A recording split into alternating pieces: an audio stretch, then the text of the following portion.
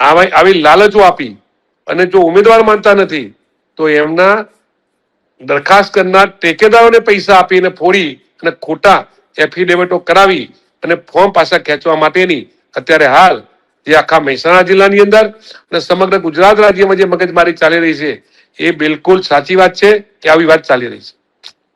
બલદેવજીભાઈ, તમને એવું લાગે છે કે આ વસ્તુ લોકશાહી માટે ખતરો છે? જ્યારે ઇલેક્શન થઈ રહ્યું છે, લોકશાહી દેશની અંદર આપણે છે, તો કમસે કમ ઇલેક્શન તો લડવું જોઈએ, પરિણામ તો જનતા નક્કી કરે।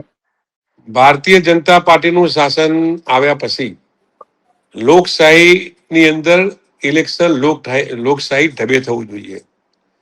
બેન, મારે તમને ન કહેવું જોઈએ કે ભારતીય જનતા પાર્ટી એ લોકશાહી ઢબે નહીં, હુકુમત કરી અને ચૂંટણી લડવા માટે ગુજરાતમાં જઈ રહ્યા છે।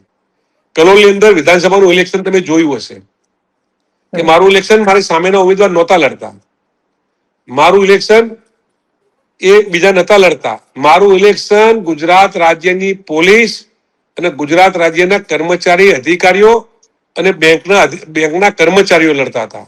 મારી જે હાર થઈ છે ને, આજે કલોલની પબ્લિક આજે હારને માનવા સંમત નથી। મારી વાત તો તમે સમજજો। આખી ચૂંટણી 1500 પોલીસ મારા વિરુદ્ધમાં કામ કરતી હતી।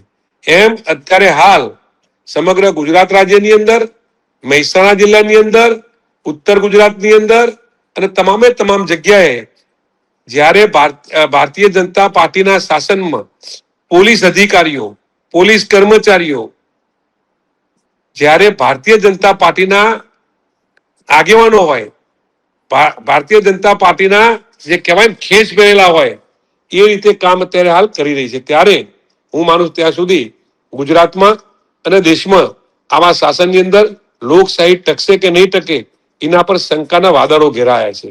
આવું ના આવું